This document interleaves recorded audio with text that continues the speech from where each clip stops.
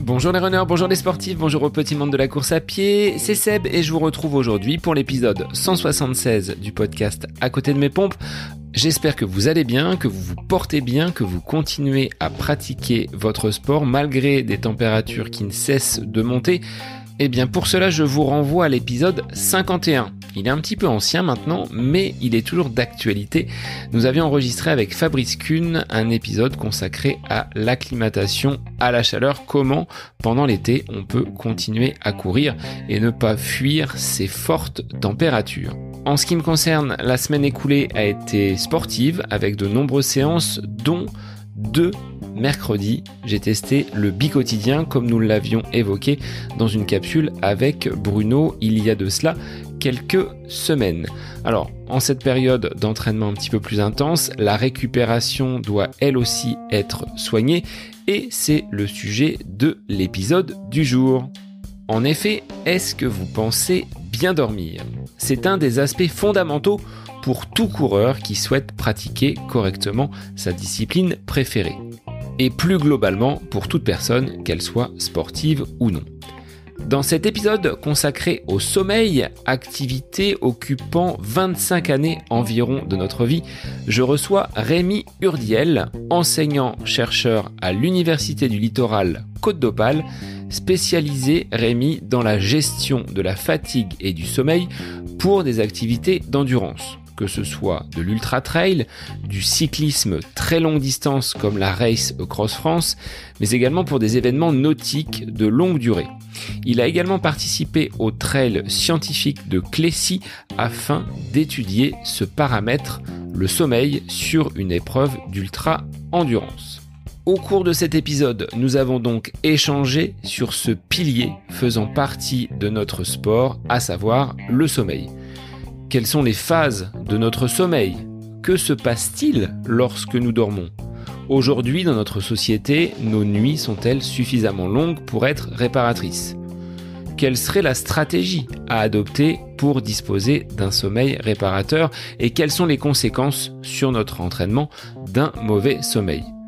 Pour notre entraînement, pour notre progression, quel va être le rôle de ce sommeil ?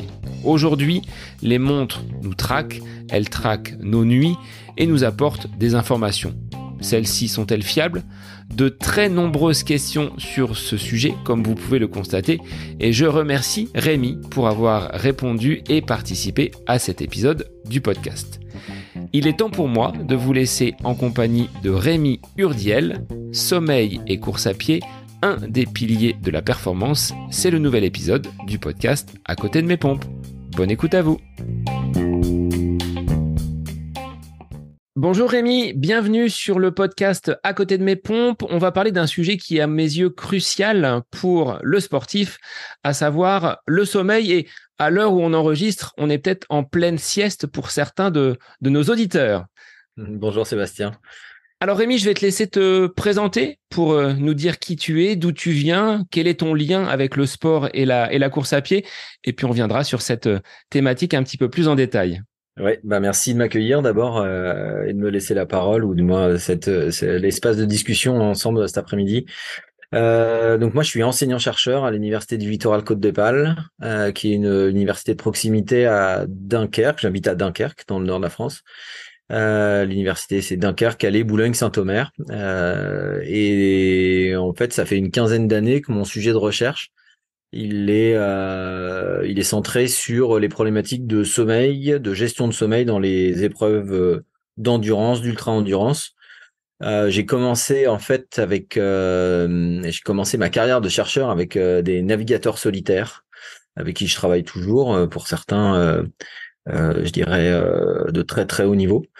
Et puis après je me suis ouvert aussi à d'autres disciplines un peu par curiosité au départ et comme l'ultra trail, comme l'ultra cyclisme, comme un certain nombre aussi d'aventures un peu dingues, record de la traversée de l'Australie en courant, des expéditions polaires, etc.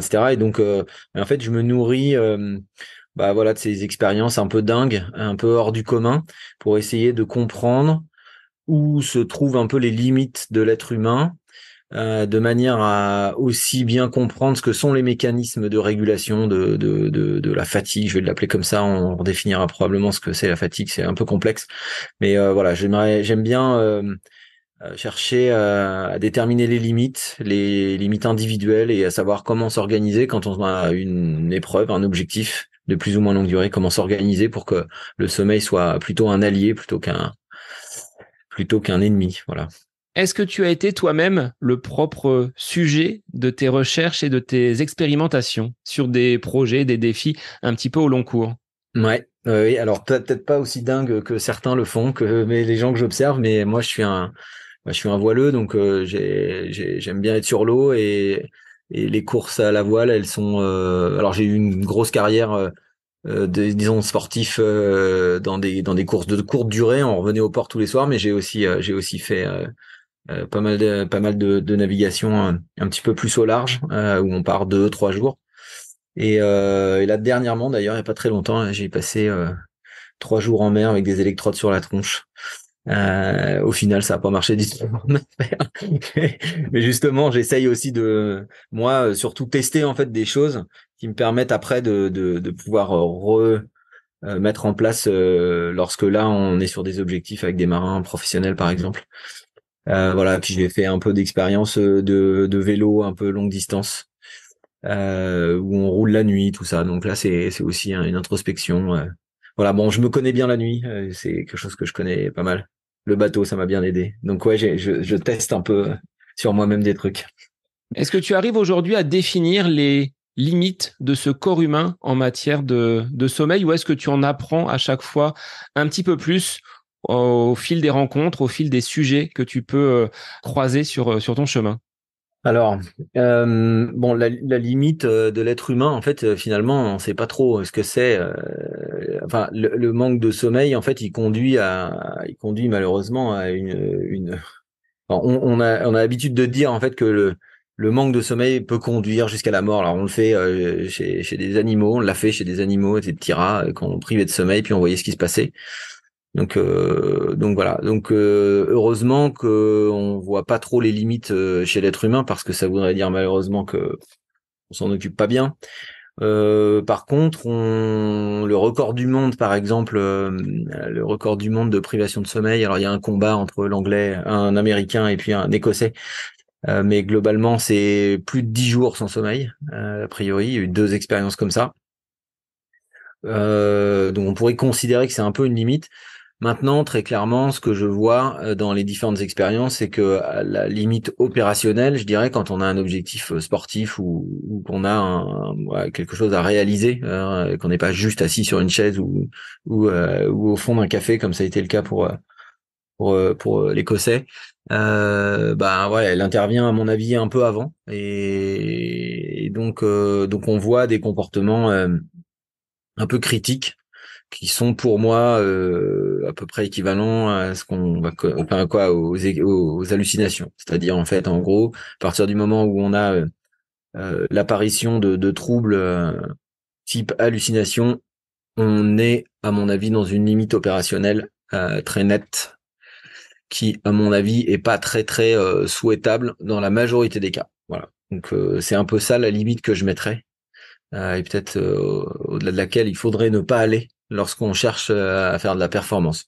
Si c'est une histoire de vitale, qu'il faut se sortir d'une situation compliquée et qu'il faut ne pas dormir, malheureusement, on peut atteindre des limites comme celle-là, mais et encore, c'est voilà. Mais en tout cas, dans le sport, je pense que c'est une limite qu'il faut éviter d'atteindre. Alors j'ai eu le cas d'invités qui sont des sportifs amateurs avec une vie professionnelle à côté et qui s'entraînent sur leur temps libre pour des objectifs. Certains m'en parlaient, que ce soit Florian ou Thomas, qui ont vécu ce genre d'hallucination avec des arbres qui prenaient une forme humaine, des champignons qui venaient à leur adresser la parole. Et à l'opposé, j'ai un invité comme Lucas Papi qui a réalisé le Thor des géants, le Thor des glaciers, qui disait avoir dormi mais une poignée d'heures seulement sur la semaine. Est-ce qu'il y a une entraînabilité du corps à cette privation de sommeil? Est-ce qu'on peut dire je m'entraîne par peut-être certains mécanismes, certains schémas à priver mon corps de sommeil? Moi, je pense qu'on peut pas s'entraîner à priver de sommeil, donc il n'y a pas de surcompensation, si tu veux, de la privation de sommeil. Par contre, lorsqu'on est expérimenté et que on a eu plusieurs, beaucoup, voire beaucoup d'expériences en fait en privation de sommeil, en fait, la connaissance de soi permet de mieux manager en fait cette privation de sommeil. C'est-à-dire qu'en fait, on voit qu'il y a des moments qui vont être privilégiés pour dormir, on voit qu'il y a des stratégies en fait qui vont ressortir de l'expérience et qui bien organisées en fait permettent de dormir peu sans atteindre des limites qui sont pas acceptables, tu vois.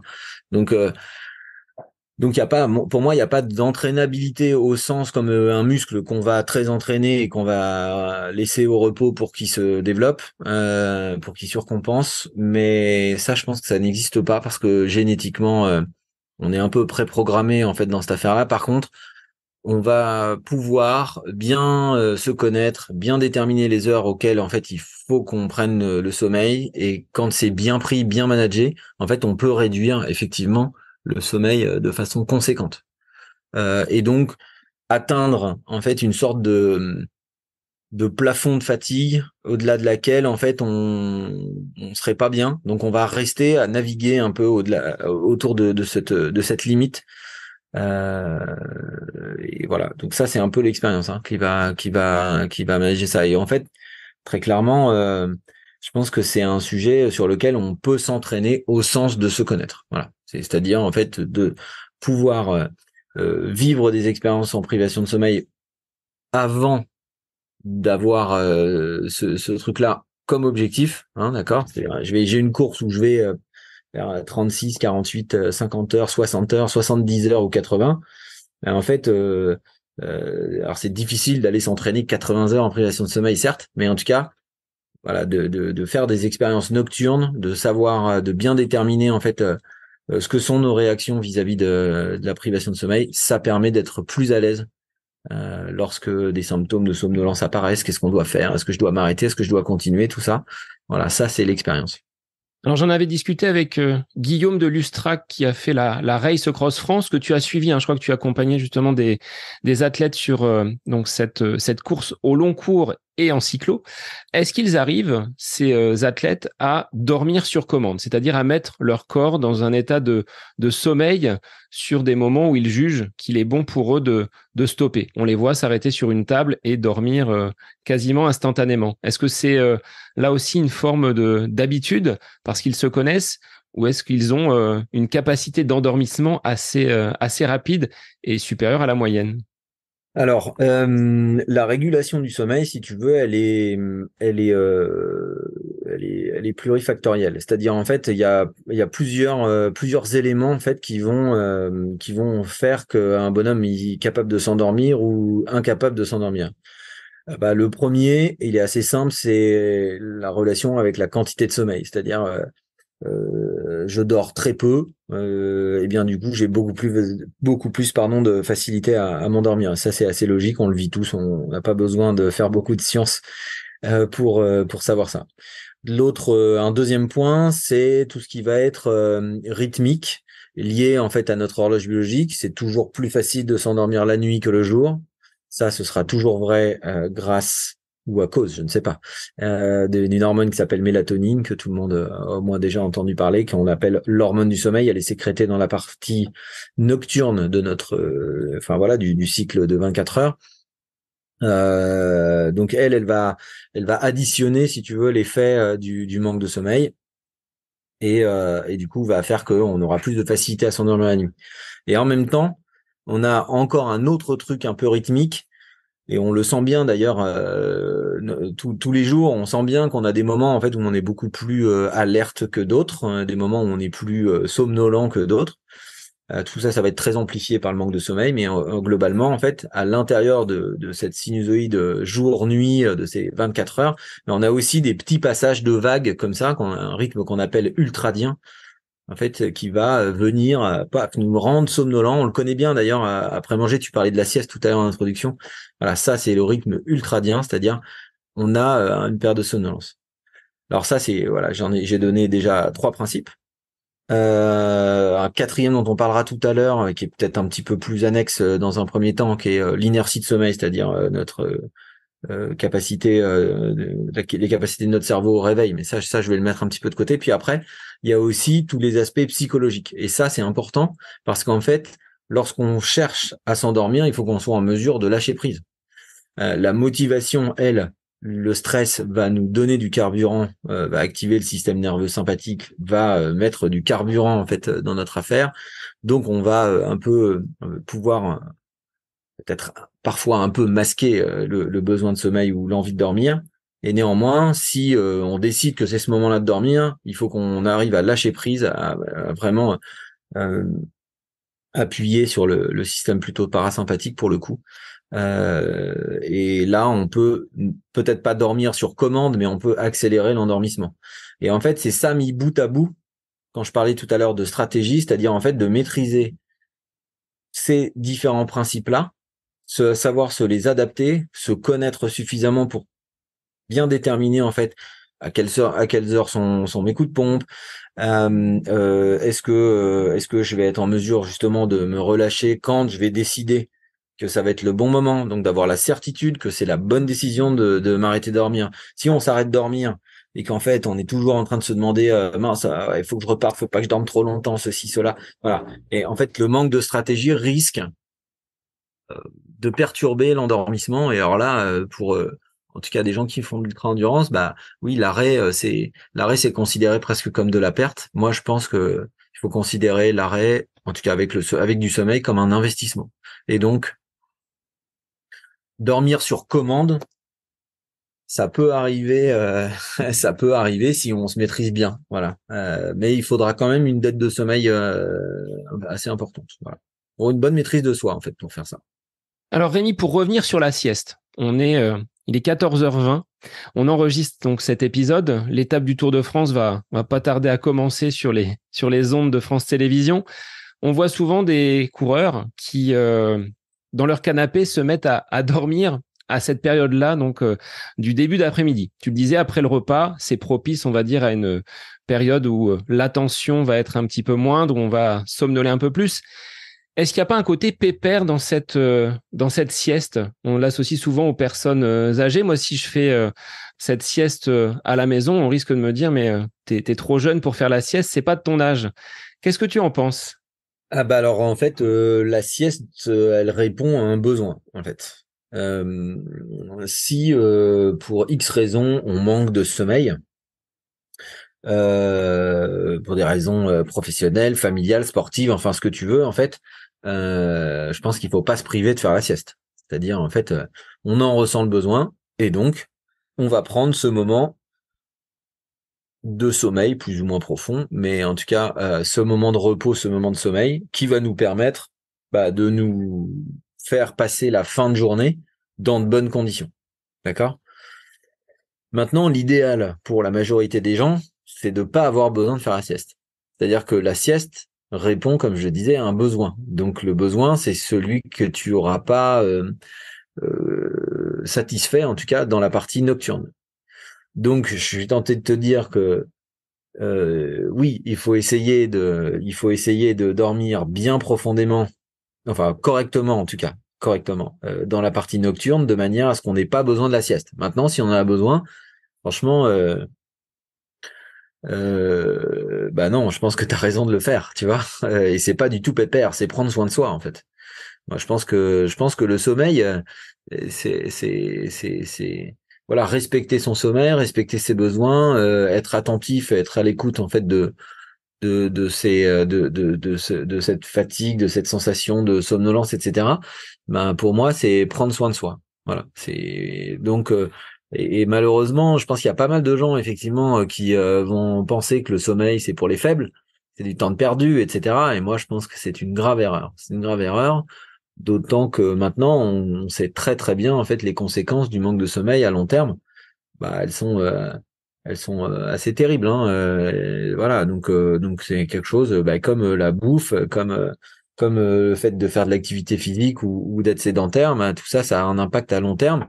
Et le manque de sommeil est très nettement impactant pour la santé au sens large. Et vraiment dans une multitude de domaines, puisque c'est le temps où on va rééquilibrer en fait toute la partie d'éveil. Donc tout ce qu'on va avoir sollicité pendant l'éveil, faut bien à un moment donné que ça récupère. C'est comme j'imagine que la question va arriver au bout d'un moment, est-ce qu'il faut dormir? Et il y a un lien avec les blessures. Bah c'est évident que si tu tires sur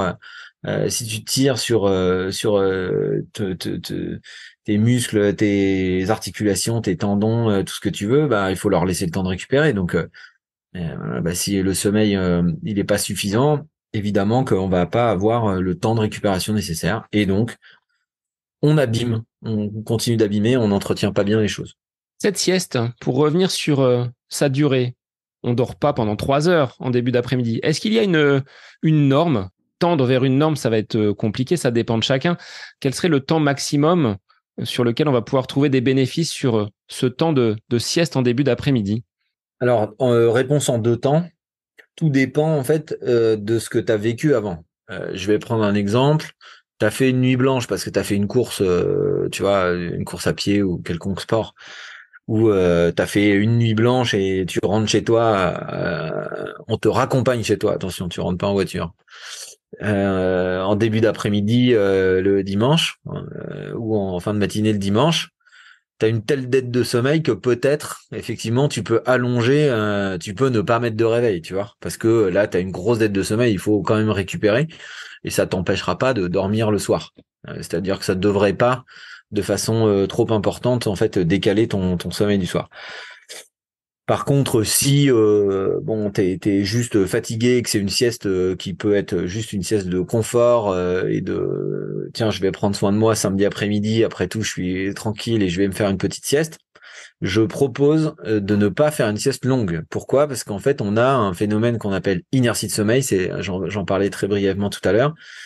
L'inertie de sommeil, c'est quoi? C'est le temps qui est nécessaire au cerveau de sortir de son état sommeil pour se remettre dans une activité éveil, quoi, enfin importante.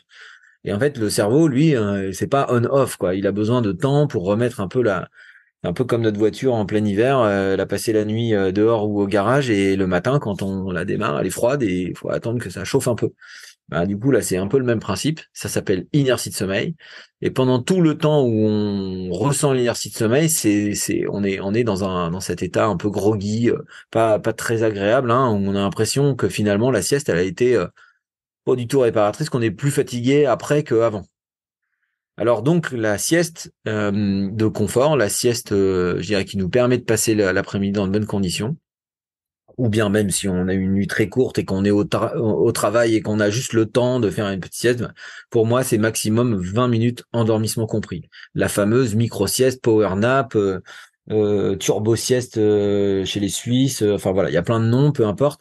Mais en fait, c'est 20 minutes endormissement compris. Et pourquoi c'est ça? Parce qu'on n'a pas le temps de s'endormir très profondément. Dans ce cas, on a aussi la capacité de se réveiller dans de bonnes conditions, comme la puissance de récupération, je dirais, en fait, elle est hyper importante dans le début du sommeil. Et ben du coup, là, on a un super investissement et un super bénéfice à la sortie. Voilà. Est-ce qu'on peut évaluer ce regain d'énergie en termes de pourcentage?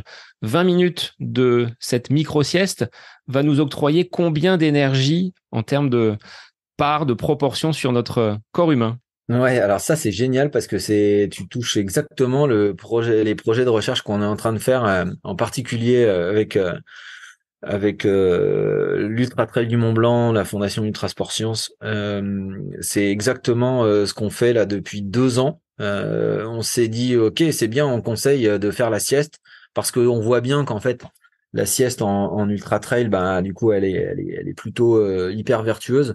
Sauf qu'en fait on sait très bien quantifier l'élévation de la fatigue, mais on savait pas en fait quantifier la récupération. C'est-à-dire, je fais une sieste de 20 minutes, tiens, qu'est-ce que je récupère effectivement? Donc c'est exactement cette question qu'on se pose. Aujourd'hui, c'est un peu difficile de répondre en pourcentage. Par contre, très nettement, ce qu'on est en train de bien voir et ce qu'on est en mesure de montrer, c'est quand même qu'il y a pas que un effet immédiat en fait. L'effet de la sieste, il dure vraiment un certain temps. Alors pour tous ceux qui nous écoutent et qui connaissent un peu le parcours de l'Ultra Trail du Mont Blanc, nous on va se mettre à Trian, c'est en Suisse, c'est kilomètre 128 je crois de mémoire du parcours de l'Ultra Trail du Mont Blanc.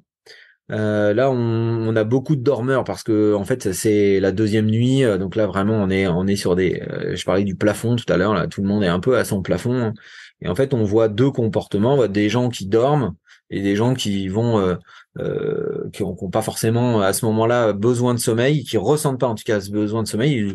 Peut-être qu'ils l'auront 10 bornes après, hein, on sait pas trop, mais en tout cas, et voilà. Et donc en fait, on voit que ceux qui auront dormi 2 kilomètres après la sortie de Trian, en fait, ils sont nettement plus performants. C'est-à-dire en fait en termes de capacité.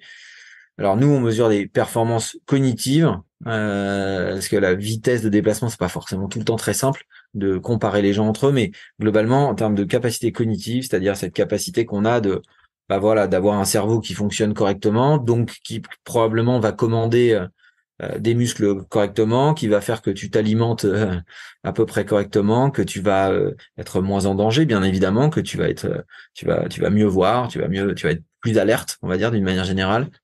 Eh bien en fait là très nettement on voit que le bénéfice il est important, et on est en train de se rendre compte quand on va à Valorcine, c'est-à-dire 20 ou 30 kilomètres après, j'ai plus tout à fait le kilométrage en tête, mais en tout cas plusieurs heures après, là on va continuer de travailler pour confirmer ce que je suis en train de te dire. Donc on prend avec des pincettes, mais globalement on voit que le bénéfice il est encore plus net. Enfin, il est toujours net en fait 20 bornes après. Donc je peux pas te donner un pourcentage. Par contre, je peux te dire que la sieste, quand on l'a fait au bon moment, c'est-à-dire quand on ressent vraiment le besoin, qu'on arrive auprès de ce fameux plafond, voilà, elle est d'enfer. Elle est d'enfer et elle fonctionne super. C'est pour ça que c'est un investissement. Alors, je te dirais que c'est un peu ce que je pratique en tant qu'enseignant l'été, avec des séances parfois très matinales du fait de la chaleur. Et en début d'après-midi, la petite sieste permet de repartir de l'avant et de mieux récupérer pour enchaîner. Sachant que l'été, je suis pas en phase de coupure. C'est plutôt une phase où l'activité physique va être accentuée et ça me permet d'enchaîner. Donc, je vais pas dire que je vis comme un sportif pro, mais j'intègre cette période de sieste dans mon quotidien et ça me fait le plus grand bien. Donc, je pense que à chacun peut-être de s'écouter en fonction de ses besoins. Ce serait ta recommandation, entre guillemets. Ah, c'est très clair. C'est très clair. Voilà, moi je me bats contre les croyances. Le sommeil, c'est du temps de perdu. Voilà, ça c'est le truc le plus répandu, hein, alors que moi je pense que le sommeil c'est un investissement, encore une fois. Et bah voilà, investir dans une petite sieste de début d'après-midi, c'est la garantie qu'on va avoir un bénéfice net tout l'après-midi. Plutôt que de lutter là, un truc désagréable. Alors, plein de gens qui vont dire bah ouais, mais moi je sais pas, je suis incapable de.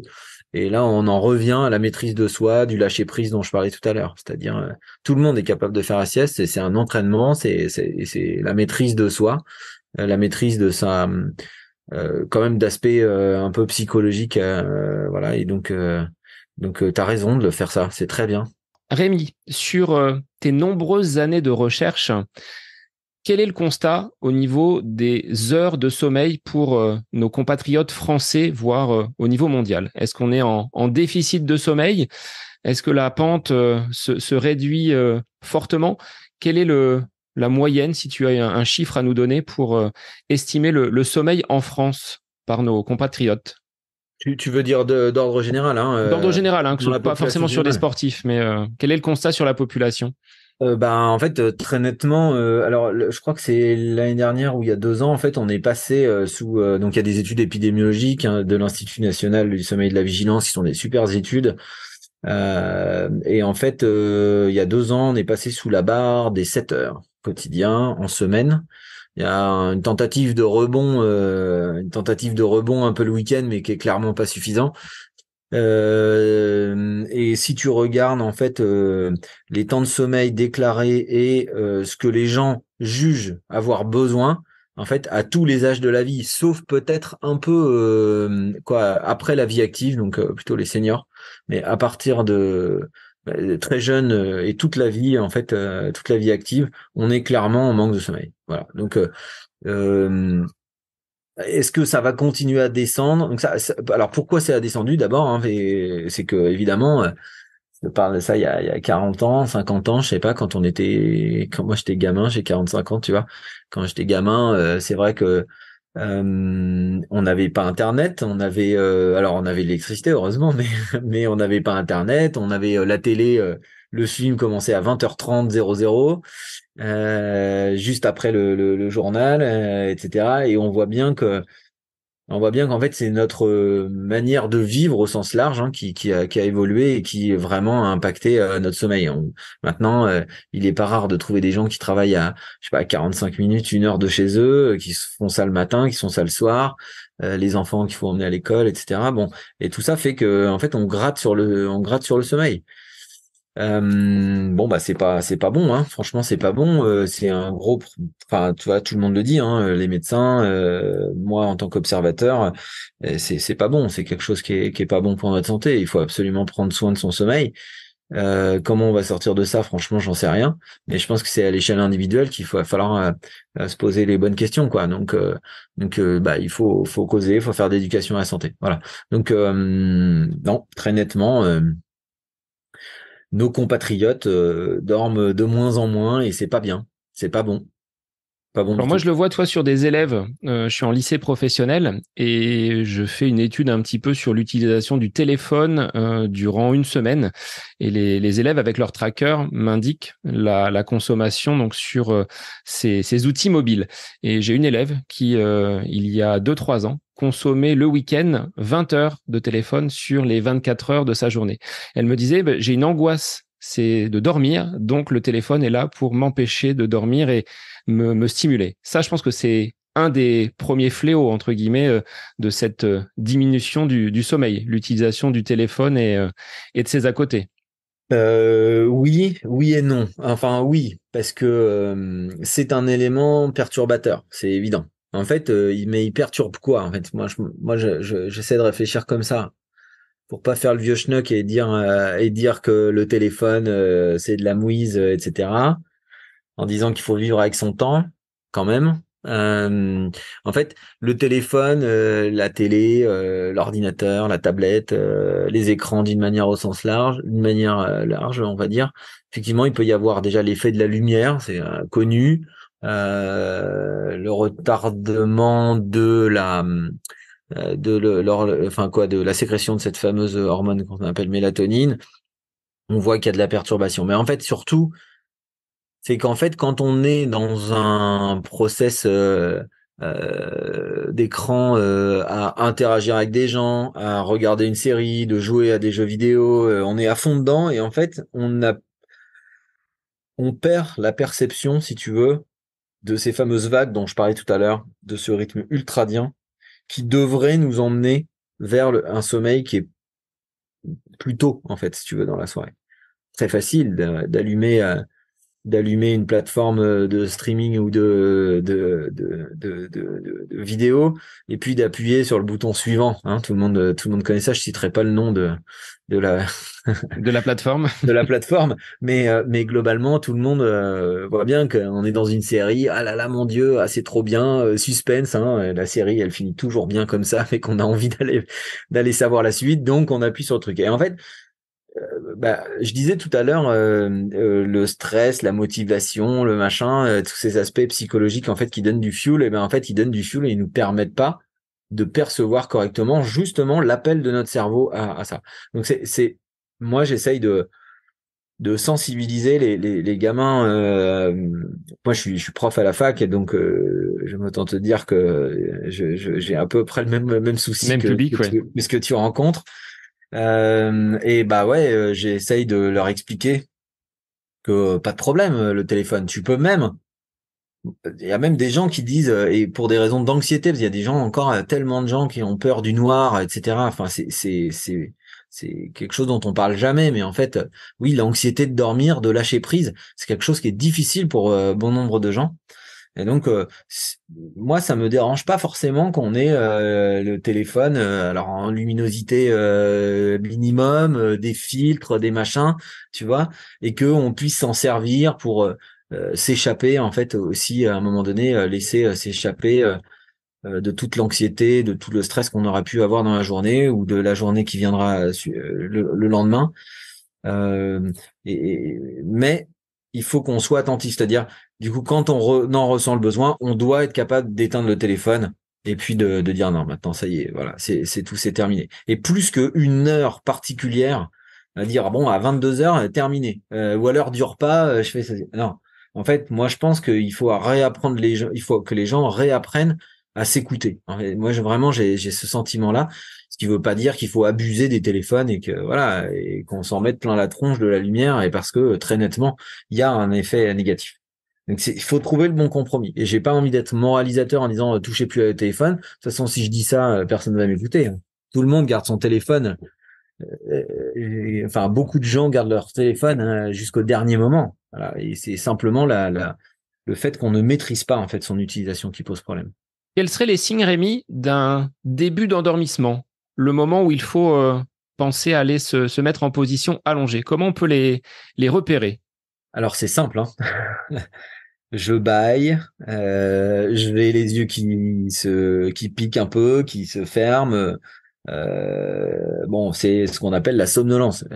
Pour tous ceux qui ont une voiture, qui vont nous écouter, voilà, je conduis sur l'autoroute, il fait chaud dans la voiture, et puis je lutte un peu. Voilà, c'est ça.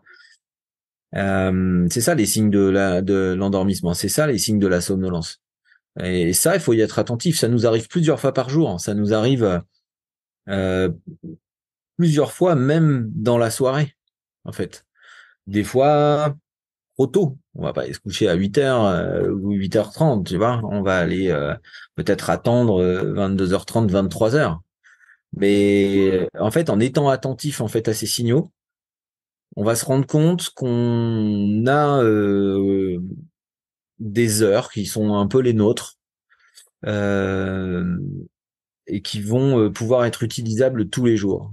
Au bout d'un moment, en fait, on peut rentrer dans une routine et trouver le moyen de faire ce qu'on veut en attendant que ces signaux arrivent et quand ils arrivent, là, il faut qu'on soit déjà dans les bonnes conditions pour se coucher, etc. Voilà. Et donc vraiment, la perception de cet état-là, il est fondamental. Et alors, il est encore plus fondamental dans le sport quand on fait des sports d'ultra-endurance. Il est extrêmement fondamental de connaître un peu son fonctionnement, son propre fonctionnement à ce sujet-là, parce que c'est à ce moment-là qu'on va pouvoir prendre des bonnes siestes, par exemple, et qu'on va pouvoir prendre du bon sommeil. Donc c'est hyper important de bien appréhender ce truc-là. Est-ce que si on loupe le premier passage de ces signaux, ils vont revenir pour un deuxième tour et là, il faudra les attraper au vol? Ah oui, ça c'est sûr. C'est assez cyclique.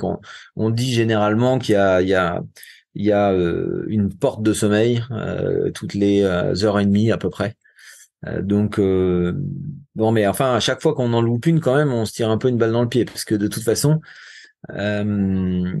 soit il faut qu'on se réveille le lendemain matin à une heure bien précise et là ça fera moins de sommeil, soit on n'a pas je sais pas, ça peut être les vacances, voilà, et donc on n'aura pas besoin de se réveiller à une heure fixe, mais du coup on risque de faire un décalage de phase, c'est-à-dire du coup de s'endormir tard, se lever tard, etc.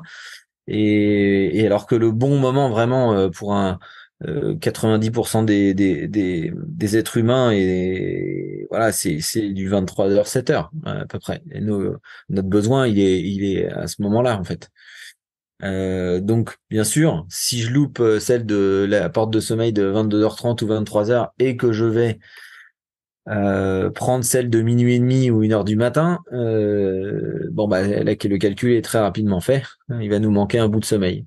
Et c'est exactement ce qui se passe. Et pour moi, c'est à peu près ce qui fait la diminution des temps de sommeil dans la population française dont on parlait tout à l'heure. Où t'imagines si tu te lèves le matin hyper tôt en plus, c'est horrible. Sur une journée, sur une nuit, de faire un petit décalage, je pense que ça peut se réguler. On l'a dit peut-être avec la sieste, mais si c'est chronique et si c'est récurrent pour des personnes qui ont une activité professionnelle intense, des parents avec des jeunes enfants, là, c'est peut-être plus compliqué de mener une activité physique de qualité derrière. Ce que tu disais tout à l'heure, ça conduit bien souvent vers la blessure. Ouais, bah même pour être plus simple, c'est-à-dire en fait, quand tu es fatigué, que t'as pas assez dormi, c'est difficile de trouver la motivation d'aller rouler, d'aller courir, d'aller faire ce que tu as envie de faire, tu vois. C'est donc il y a l'effet fatigue en fait qui peut poser problème pour l'activité physique, et deuxièmement, effectivement après, bah, euh, oui, si on fait quand même de l'activité physique et qu'on met un peu de charge, et qu'on dort pas bien, on dort pas beaucoup, bon bah de temps en temps ça coince quoi, parce qu'on n'a pas assez de temps de repos, de temps de récupération. Alors, ces heures, Rémi, que l'on note comme étant avant minuit, est-ce qu'elles comptent double, comme la croyance populaire veut nous le dire? Ah oui, ça c'est une bonne croyance. Ça c'est une bonne croyance. Nos grands-mères, elles savaient ça. Alors, en fait, c'est un peu ce que je viens de dire, c'est-à-dire en fait, si on se couche avant minuit, qu'on arrive à s'endormir avant minuit, on va être parfaitement en phase avec la sécrétion de mélatonine, et on va être, enfin, en fait, on met tout bien à l'heure, en fait, tu vois. Donc, d'un point de vue hormonal, d'un point de vue physiologique, en fait, c'est vachement mieux de faire ça. Euh, c'est perturbé, enfin, ça peut être perturbé que si on voyage, par exemple, ou si on habite dans les pays du Nord, dans les pays nordiques, où là, la lumière, elle est très très changeante d'une saison à l'autre, la quantité de lumière. Donc là, effectivement, ça peut poser plus de problèmes. Mais chez nous, en France, allez, c'est sûr qu'entre l'été et l'hiver, il y a de la différence, c'est très net. Mais globalement, de pouvoir dormir avant minuit, ben ça permet d'être bien bien en phase. Et du coup, comme on est bien en phase, en fait, notre cerveau il récupère super en fait. Donc dire que ça compte double, j'irai peut-être pas jusqu'à double, mais en tout cas c'est bien mieux. C'est sûr que c'est bien mieux. Une fois qu'on est en position allongée, prêt à dormir, est-ce que tu peux nous détailler ce qui se passe dans la nuit et les différentes phases de sommeil? C'était une question de Charles. Quel est le bon ratio entre ces différentes formes de sommeil que je te laisse détailler? Ok, alors le cerveau sur un sommeil normal, pas de pathologie, sujet jeune, un peu actif, donc ce qu'on attend en fait comme dans les livres, hein, en fait en gros. C'est, allez, on va dire 25% de 20-25% de sommeil profond, sommeil lent profond, 20-25% de sommeil paradoxal. Je vous la fais à la louche, hein, mais c'est pour vous donner une ordre d'idée. Et ensuite, les 50 autres pourcents sont du sommeil à ondes lentes plus ou moins important. Ça veut pas dire qu'on n'en a pas besoin, attention, hein. Mais globalement, on fait toute la vertu du sommeil lent profond, mais sachez bien que le sommeil lent profond, les stades de sommeil, c'est que en fait des seuils d'activité, c'est déterminé par des seuils d'activité électrique du cerveau. Donc en fait, c'est pas un processus 1, 2, 3, 4 dans notre cerveau, c'est pas 1, 2, 3, 4. C'est un processus qui est en fait qui révèle l'activité électrique du cerveau. Et en fait, comme il a fallu qu'on classe, que les médecins, que les scientifiques classent un peu ce qui se passait dans le sommeil, ils ont pris la fréquence et l'amplitude en fait du signe de ce signal électrique. Donc, on met des électrodes sur la tête, et en fait, bah, quand on dépasse un certain seuil, du coup, on est en sommeil stade 2, stade 3, et sommeil paradoxal qui est un autre état de notre cerveau, donc plus actif, etc. Et donc d'un point de vue neurologique et physiologique, il se passe d'autres choses. Globalement, c'est à peu près ça. Alors je te vois venir en fait. C'est que tu vas me parler des montres après qui vont calculer ça et de savoir si c'est bien ou pas bien. Ça, je vais y revenir dans quelques toutes petites minutes, mais globalement, il faut aussi comprendre que lorsque on manque de sommeil, notre cerveau, il va avoir cette capacité de réagir en fait à ce manque de sommeil, c'est-à-dire si tu dors peu, mais que si tu dors peu de façon un peu répétée, ou non, je vais prendre un autre exemple, plus simple et plus clair. Je fais une nuit blanche. Qu'est-ce qui t'arrive la nuit d'après? Bah, tu vas t'endormir vite, tu vas t'endormir profondément. On sent bien. Tous ceux qui vont avoir vécu une petite nuit ou une nuit blanche, en fait, voient bien que le cerveau, lui, il est capable de s'adapter.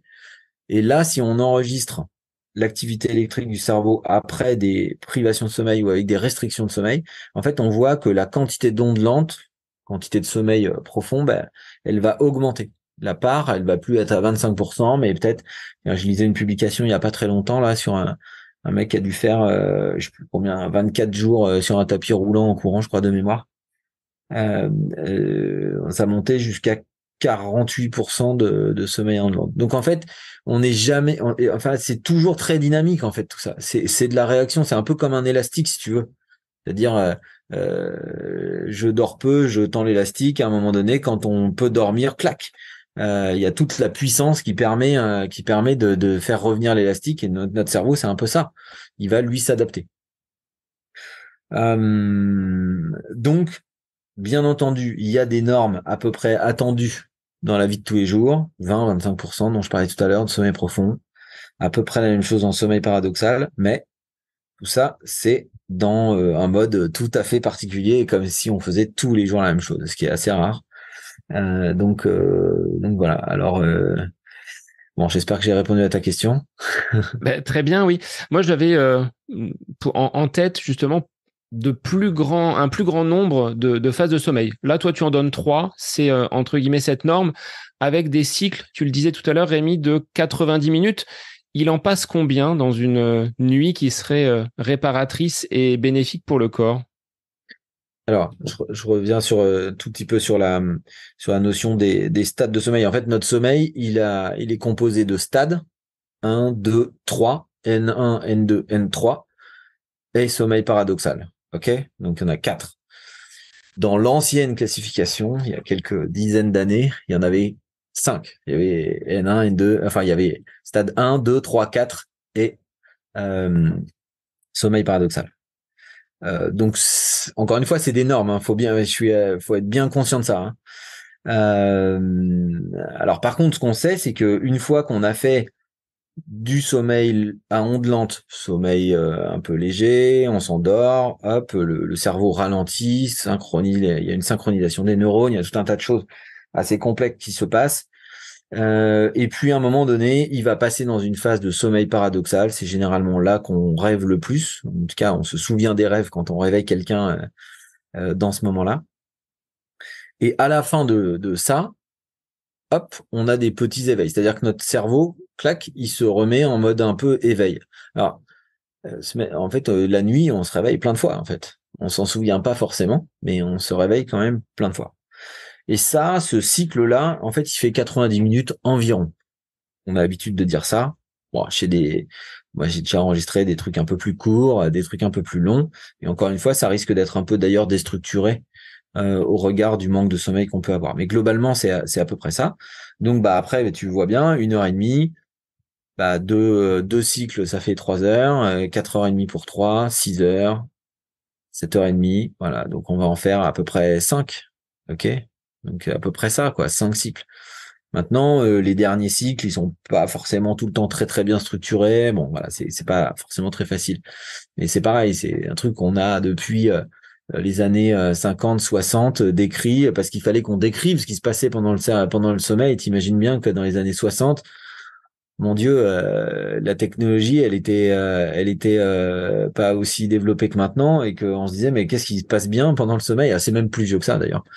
Je te dis les années 60, mais c'est vrai qu'il y a eu un gros boom avec Jouvet en particulier. Voilà, c'est des gens qui ont fait accélérer en fait la connaissance là-dessus. Et c'était voilà, c'est eux qui ont montré ça. En fait, c'est quelque chose de très très dynamique. Et moi, j'en parle assez peu d'ailleurs. Hein. Là, je réponds parce que tu me questionnes là-dessus, mais en fait, on a assez peu de nous, on a assez peu de moyens, en fait, si tu veux, de dire, bah, ce soir, tiens, ce serait bien que je fasse du sommeil profond parce que je sais pas quoi, j'en ai manqué. Non, ça n'existe pas, en fait. Enfin, c'est compliqué. À mon avis, c'est pas simple de faire ça. Ou que je fasse 5 cycles parce que il me faut X heures de sommeil. Là, c'est difficile aussi. Alors ça, c'est déjà peut-être plus facile de réfléchir comme ça, c'est vrai. Tu as raison. Voilà, moi déjà, en fait, si les gens arrivent à maîtriser à peu près à quelle heure il faut qu'ils s'endorment, à quelle heure il faut qu'ils vont se réveiller, et que entre les deux, on ait une quantité suffisante, le plus proche possible de 7h30, 8h. Voilà, franchement, déjà, si tout le monde fait ça, on n'a plus aucun problème. On n'a plus besoin de montre pour savoir comment on dort, en fait, hein. Alors justement, ces montres, très bonne transition, Rémi. Elles nous donnent des informations sur le sommeil. Et Chloé, une auditrice, se demandait si ces statistiques, ces algorithmes étaient fiables. Parce qu'elle s'aperçoit parfois avoir très mal dormi la nuit et la montre lui affiche un statut de sommeil excellent. Mm. Bah oui, oui, t'as bien résumé. Chloé, je suis désolé, ça dépend de la montre que vous avez. Mais en fait, bah oui, oui, comme tu l'as dit, c'est des algorithmes. Donc les montres prennent un certain nombre de mesures avec des capteurs qui sont différents, de la fréquence cardiaque, de l'accélérométrie, peuvent dériver de certains capteurs, tout un tas d'autres choses, tentent d'avoir des infos sur la variabilité de la fréquence cardiaque, des choses comme ça. Et très nettement, bah il y a des fabricants en fait qui ont des algorithmes un peu plus robustes que d'autres et qui ont je sais pas mieux étudié, voilà. Donc il y a des problématiques de qualité des capteurs, de leur capacité à bien mesurer un certain nombre de choses et ensuite d'algorithmer tout ça dans ce petit ordinateur qu'on a au poignet parce que ça reste un petit ordinateur. Alors, il y a effectivement des devices en fait qui marchent mieux que d'autres. Alors, je sais pas trop si je vais avoir le droit de vous dire lesquels, mais enfin, si vous cherchez un peu dans les bases de données scientifiques, on voit qu'il y a certaines marques qui s'en sortent quand même nettement mieux que d'autres, et c'est pas forcément celles qui sont les plus engagées, on va dire. Ou les plus communément utilisés dans le monde de l'endurance. D'accord? Donc voilà, il faut vous méfier, il faut essayer d'aller gratter un peu, mais il y a effectivement des devices qui marchent plutôt très bien. Généralement pas les montres qui donnent l'heure, en fait. Voilà, c'est tout ce que je vais dire à l'instant pour dire que dès qu'il y a l'heure sur la montre, c'est pas génial, en fait. C'est moins génial. Ça veut pas dire que tout est mauvais, hein, mais je pense que en fait, je pense que pour tous les devices, allez, on va dire l'heure du coucher, l'heure de lever, ça, allez, on va dire que c'est pas trop mal. Je pense qu'il y a moyen de s'en sortir sans trop de soucis parce que c'est assez simple peut-être à déterminer avec des accéléromètres. Les algorithmes ne sont pas forcément très compliqués à concevoir. Mais dès qu'on va chercher à rentrer dans les stades de sommeil, etc., franchement, là, c'est beaucoup plus difficile et à mon avis, bien moins fiable.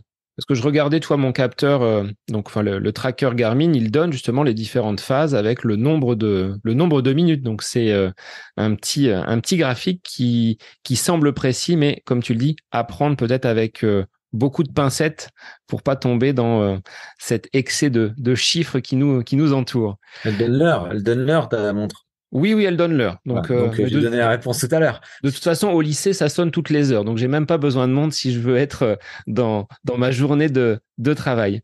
Alors, Rémi, moi, j'avais quelques autres questions sur le bien dormir avant une grosse échéance de course, que ce soit un marathon, un ultra trail ou toute autre compétition. Magali se demandait comment calmer son esprit et est-ce que un petit peu de stress ou de sommeil un peu perturbé, ça peut être bénéfique pour la course du lendemain.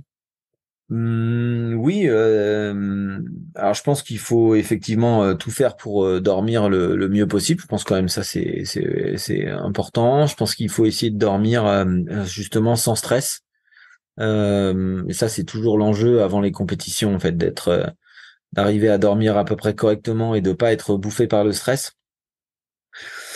Maintenant, si on a eu du mal un petit peu à dormir, je pense qu'il faut pas trop se prendre la tête. sauf si c'est nuit blanche complète, hein, évidemment. Enfin, de toute façon, de toute façon, tu peux pas revenir en arrière, donc voilà, faut faire avec. Mais globalement, je pense qu'il faut mettre tout ce qu'on peut faire en fait pour dormir correctement. Il faut le faire. Et enfin, si ça n'arrive pas et qu'on a effectivement un petit peu moins bien dormi et qu'on a un petit peu le stress qui va aller avec, peut-être bien que ça peut nous redonner un peu aussi ça peut élever un petit peu notre niveau d'agressivité, je dirais, ou je sais pas quoi, enfin d'engagement en fait, qui est peut-être pas si nul que ça pour une compète. Mais bon, où se trouve la limite, franchement, c'est compliqué à déterminer. Bon, voilà. Donc là, ma réponse c'est faites ce que vous pouvez pour dormir dans de bonnes conditions, calmement, zénitude. En fait, je pense que il faut arriver à se mettre dans un endroit qui est plutôt qui nous permet d'avoir en fait la zen attitude. Donc voilà. Bon, je sais pas, c'est une réponse un peu, c'est pas dingue comme réponse, je sais pas, mais j'ai pas trop je peux pas quantifier. Enfin, c'est difficile de quantifier. Voilà. Difficile de quantifier les choses. On met de côté tout produit, tout artifice pour faciliter l'endormissement. Ça, c'est pas une bonne Ah solution. ouais, ah ouais. Ah non, même quand on a ouais, pour moi les produits, enfin les benzodiazépines, tu vois tout ce qui voudrait nous, j'en ai vu hein, plein de gens qui prennent un demi comprimé pour dormir, machin. Bah, pour moi c'est une mauvaise maîtrise de soi en fait. C'est pour moi il faut se faire aider par un préparateur mental si c'est nécessaire. Il faut se faire aider par des professionnels de la psychologie. Moi je pense que si on en ressent le besoin, il faut pas hésiter quoi. Aller prendre un médoc pour aller dormir avant une course, je trouve que c'est un peu dommage. Je pense qu'il y a mieux à faire, il y a plus simple à faire. Je sais pas trop. Après, en plus, je sais pas trop ce que ça peut donner le lendemain. Est-ce qu'on n'est pas un peu plus vaseux que voilà. Ah, je pense que je préférerais voir quelqu'un qui dort vraiment très mal et qui va aller s'aligner sur une compète en ayant mal dormi que quelqu'un qui va chercher à se mettre un médicament avant. Ouais, je sais pas. J'aime pas ça en fait. Alors Rémi, en cette période d'été, période de vacances pour bon nombre des auditeurs, est-ce que c'est pas le bon moment pour entamer une stratégie pour bien dormir ou reprendre de bonnes habitudes si l'année a été un petit peu compliquée? Et je voulais avoir ton regard de professionnel du sommeil sur la stratégie. Comment on peut bien mettre en place peut-être un tracker pour évaluer sa bonne dose de sommeil? On parlait tout à l'heure des normes, des cycles, du côté c'est ces petits moments que l'on doit détecter pour aller trouver la bonne heure du sommeil. Est-ce qu'en vacances, c'est pas le moment où on est détaché peut-être d'activités professionnelles, de un rythme qui est un peu plus lent? Est-ce que c'est pas le bon moment pour remettre les pendules à l'heure, justement? Alors si, enfin, forcément les vacances c'est un bon moment pour remettre les pendules à l'heure, ça c'est très net. Évidemment tout le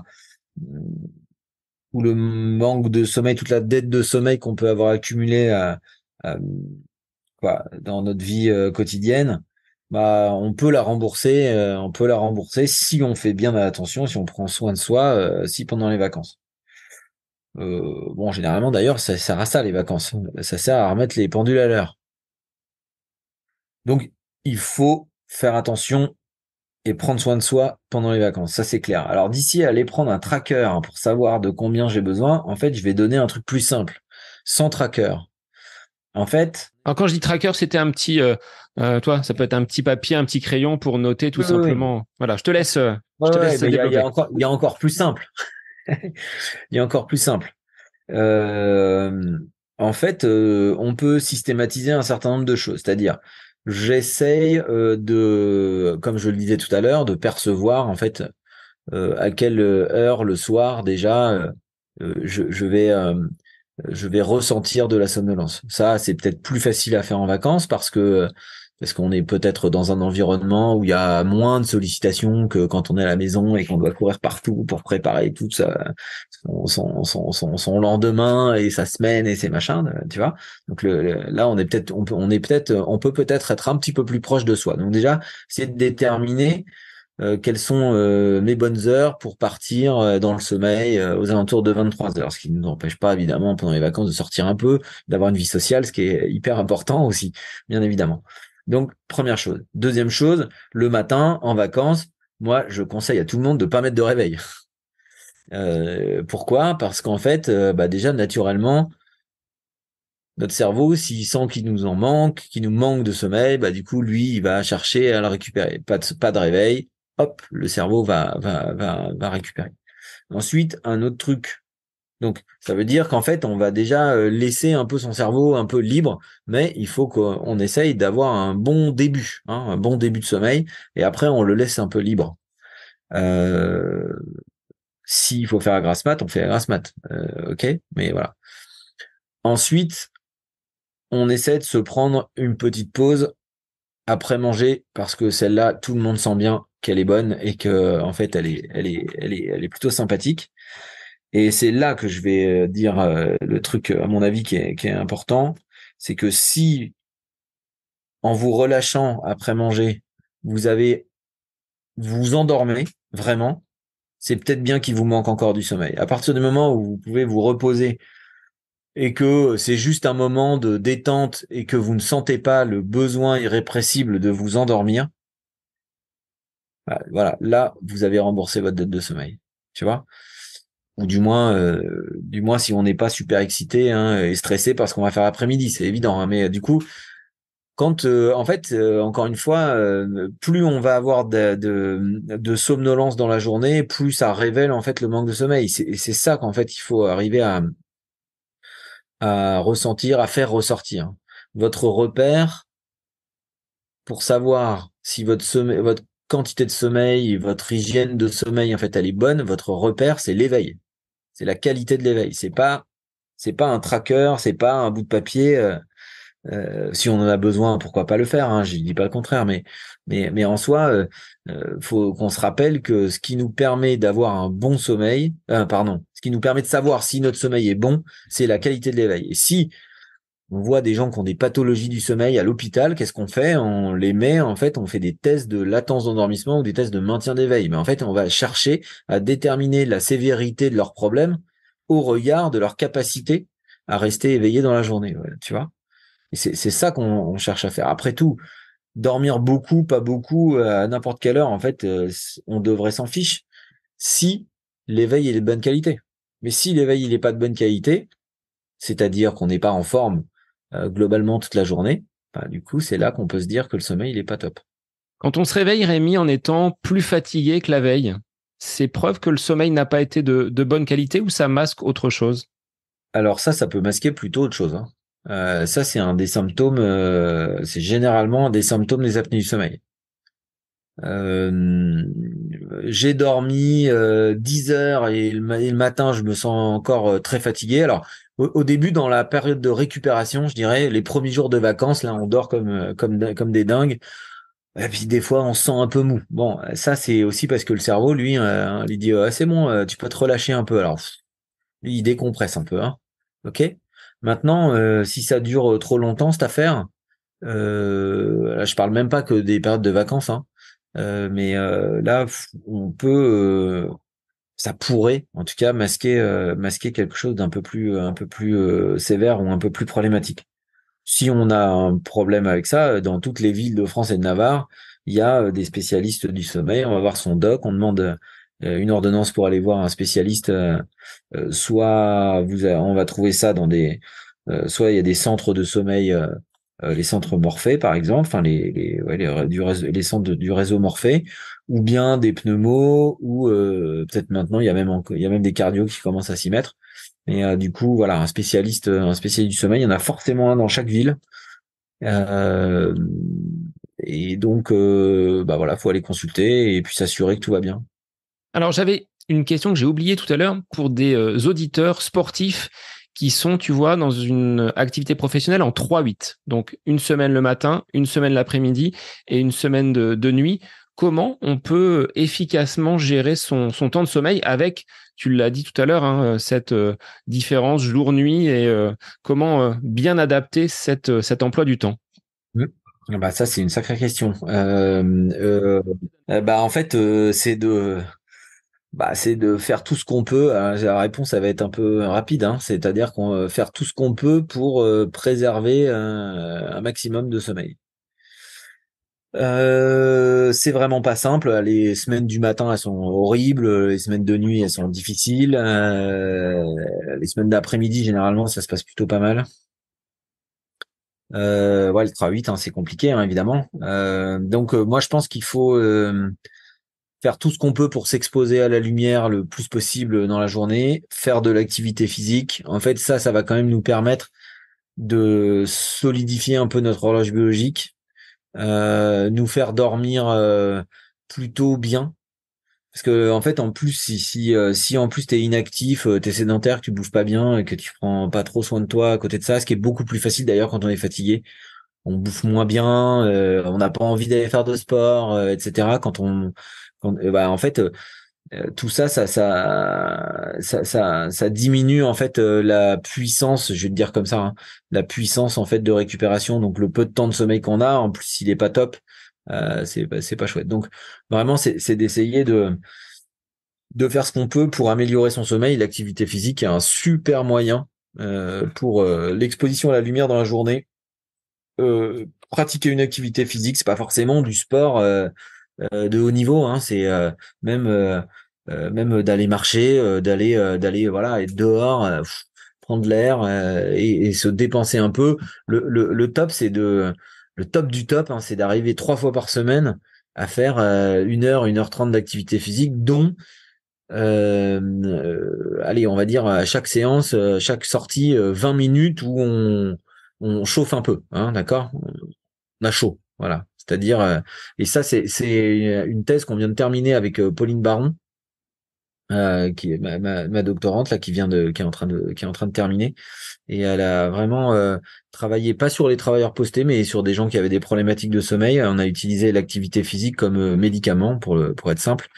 Donc des gens qui avaient vraiment des insomnies chroniques, le sommeil, c'était difficile pour eux, et on a très nettement amélioré tous les indicateurs. C'était un très bon travail, et du coup, je pense qu'il faut conseiller ça en fait aux gens qui travaillent en horaire atypique, en horaire décalé, de manière à ce que leur sommeil soit vraiment de bonne qualité. Et puis après, d'essayer de bien prendre soin de soi quand même au regard de tout ce qu'on a dit auparavant. Euh, Pas se coucher trop tard, bien déterminer quelles sont les bonnes heures auxquelles je vais pouvoir m'endormir voilà. Mais c'est pas facile, hein. Je sais que c'est pas facile. Là, tu as mangé un petit peu sur la question que je voulais te poser, c'est-à-dire quelle est la bonne stratégie d'endormissement? Qu'est-ce que l'on doit faire pour se mettre dans de bonnes conditions pour une nuit qui soit réparatrice? Et je te laisserai rappeler, Rémi, les bénéfices donc de cette nuit de sommeil quand il est bon. Bah, avoir un bon environnement de sommeil. Alors, je vais rappeler les règles, hein, déjà d'avoir une literie qui est à peu près, hein, si on dort par terre, ça ne le fait pas.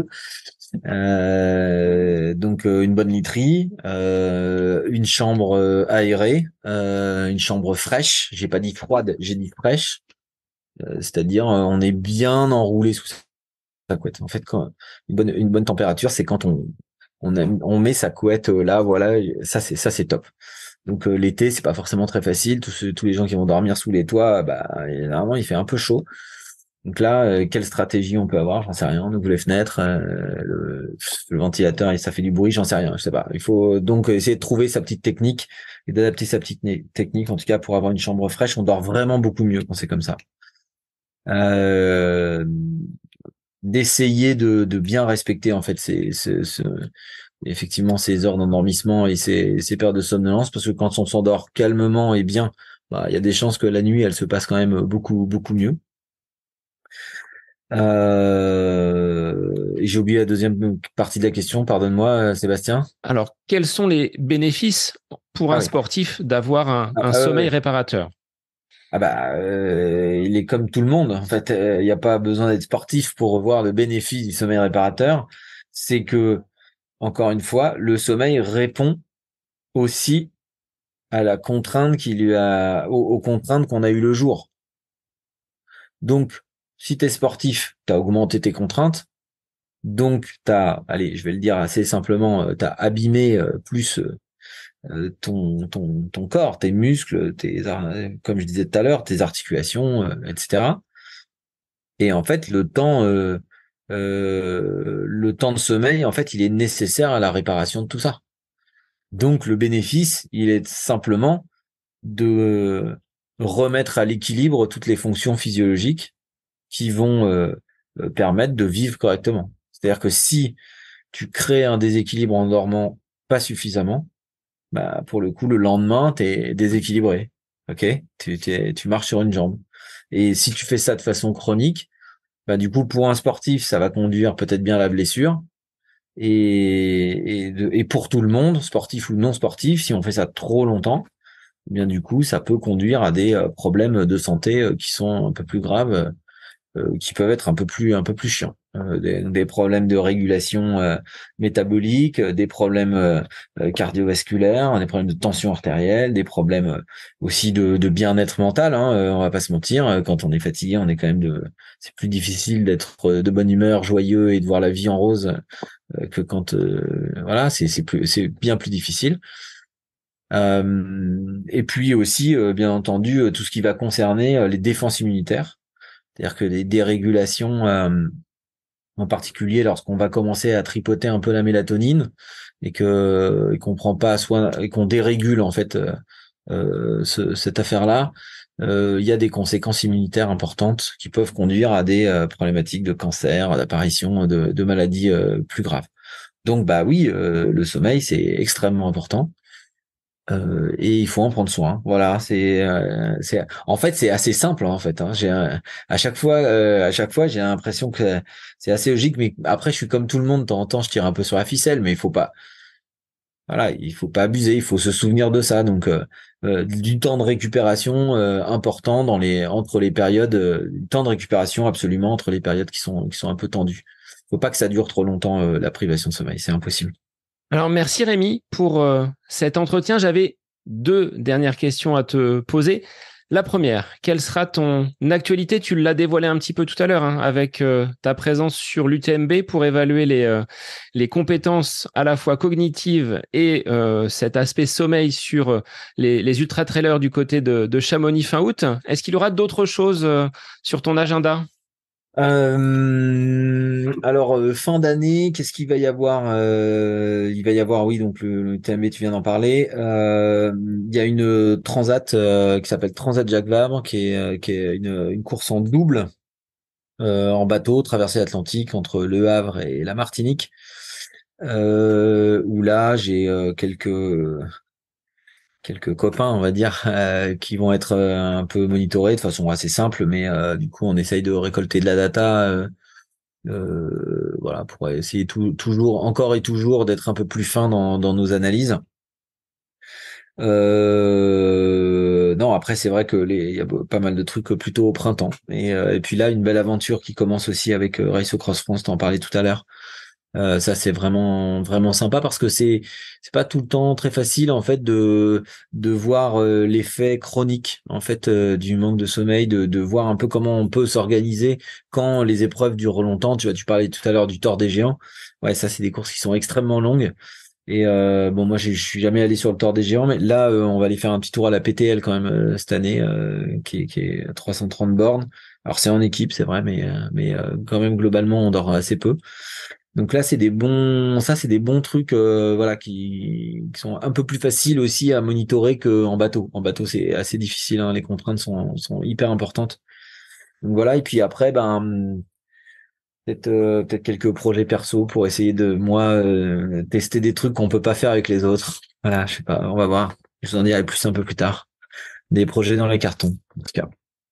Alors Rémi, en dehors de tout lien avec une activité physique ou sportive, est-ce que tu pourrais me donner un moment où tu es complètement à côté de tes pompes?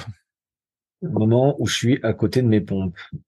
Alors, un moment où tu es à côté de tes pompes en dehors de toute pratique Ah sportive, ouais, de ouais. tout lien avec une activité physique. Tu veux dire à côté de mes pompes parce que je suis fatigué, par exemple, c'est ça? Alors, par exemple, mais pas seulement, ça peut être de la lecture, du jardinage, du bricolage, quelque chose que dans ton quotidien tu aimes faire, mais il n'y a pas un lien avec le sport. Moi, en fait, je suis un gros taré du boulot, moi. Donc, je suis capable de mettre des doses de travail où des fois, ça me met un peu à côté de mes pompes. Euh, à côté de mes pompes, j'aime bien faire la fiesta aussi un peu, hein, on va pas se mentir. Moi, j'ai besoin d'une vie sociale importante. Je sais pas trop répondre à ta question, dis donc. Moi, je te Euh, laisse les vacances pour y songer et puis on se ouais. revoit à la rentrée alors. Ouais, désolé de pas être très clair à côté de mes pompes. J'ai pas l'impression d'être trop à côté de mes pompes en fait. Bon, bah c'est plutôt positif tout ça. Ouais, il y a des fois, je me sens un peu fatigué, je me sens un peu comme tout le monde. Hein. Des fois, il y a des périodes qui sont plus chargées que d'autres. Ah oui, si j'ai oublié de dire tout à l'heure aussi dans les aventures là qui m'arrivent en ce moment, je vais travailler avec le RC Lens qui vont être en Ligue des Champions l'année prochaine. Ça, c'est une belle aventure aussi parce que les problématiques sont un peu différentes. Je dis ça parce que dernièrement, ça m'a mis un peu à côté de mes pompes parce que j'ai enchaîné plein de trucs et RC Lens, ça a été intense aussi et voilà. Donc, mais non, c'est moi ce qui me met à côté de mes pompes, c'est parfois un peu too much de travail, mais c'est parce que c'est la passion. La passion, c'est l'inverse de la raison des fois. Merci Rémi pour cet échange autour du sommeil. Je te souhaite de bonnes vacances vu que tu t'apprêtes à prendre la route et moi je te remercie encore pour cet éclairage sur ce sujet hautement important, que ce soit pour les sportifs mais pour nos concitoyens, à savoir le sommeil. Merci Sébastien. Et pour les auditeurs, je vous invite à justement être attentif à votre sommeil et je vous retrouve sans faute la semaine prochaine pour un nouvel épisode du podcast À côté de mes pompes. Bonne semaine à vous.